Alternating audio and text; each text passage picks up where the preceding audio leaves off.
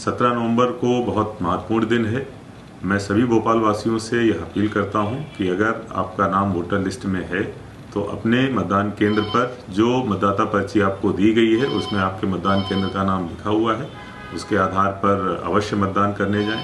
ख़ास तौर पर युवाओं से मैं ज़रूर अपील करूंगा जो पहली बार जिनका नाम वोटर लिस्ट में है कि इस मौके को न चूकें और लोकतंत्र में अपनी भागीदारी अवश्य दें।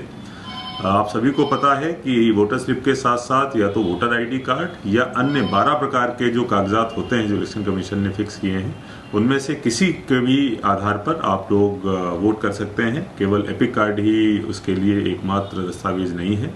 मैं उम्मीद करता हूं कि पिछली बार भोपाल जो वोटिंग परसेंटेज के मामले में कम था, इस बार बहुत आगे बढ़ते हुए हम लोग वोटिंग परसेंटेज में नंबर बनाएंगे।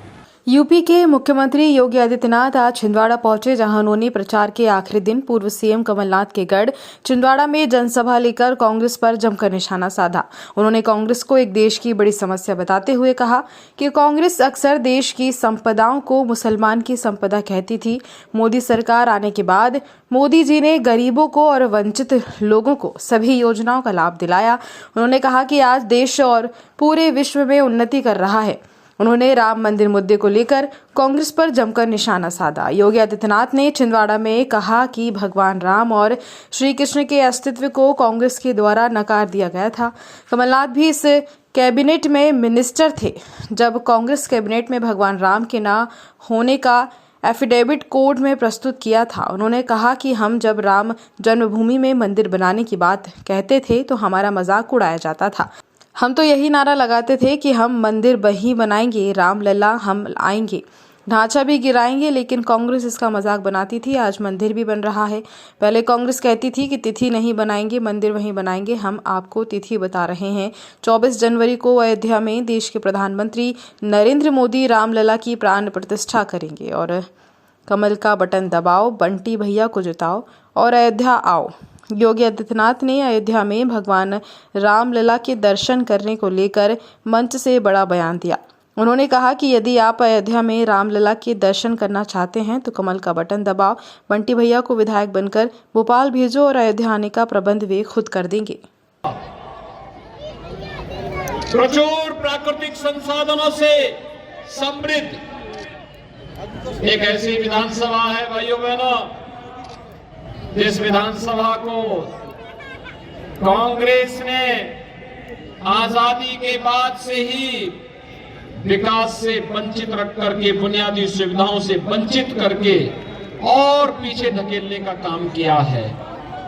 और इसीलिए आज मैं आप सबके बीच में आपसे आह्वान करने के लिए आया हूं कि भाइयों बहनों, आपने पिछले 9 वर्ष में देश की तकदीर को बदलते हुए देखा है।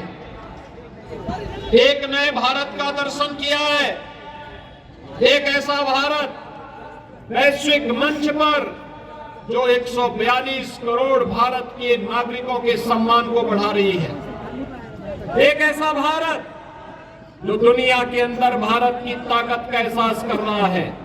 एक ऐसा भारत संकट में फंसे हुए मानवता को एक नई राह दिखाने वाला भारत। और उन स्थितियों में जब भारत का विश्व में सम्मान बढ़ रहा हो, जब भारत दुनिया के अंदर एक सुरक्षित देश के रूप में जाना जा रहा हो और विश्व के अंदर संकट में फंसी हुई कोई भी मानवता जब भी इस संकट से मुक्त होने का कोई राह देखती है, उसकी नजर भारत की ओर होती है, प्रधानमंत्री मोदी जी की ओर होती है।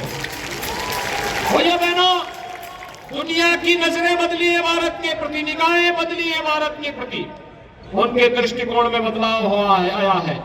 और एक कारण इसलिए है क्योंकि भारत ने अपने आप को आत्मनिर्भर भारत बनाया है।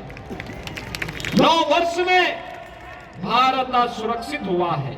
एक समय था जब कांग्रेस के समय में दुश्मन देश ये भारत के अंदर घुसपैठ करते थे, भारत की सीमाओं का अतिक्रमण करते थे। आज किसी दुश्मन का दुस्साहस नहीं कि वे भारत की सीमाओं का अतिक्रमण करें, क्योंकि अतिक्रमण करने के पहले हमारे देश के बहादुर जवान उसका काम तमाम कर देते हैं। और भाइयों बहनों, दुश्मन को उसकी मांद में घुस करके मारने का आज जज्बा कहीं देखने को मिल रहा है, तो नए भारत में देखने को मिल रहा है। बहुत बढ़िया। भाइयों बहनों, ये वही भारत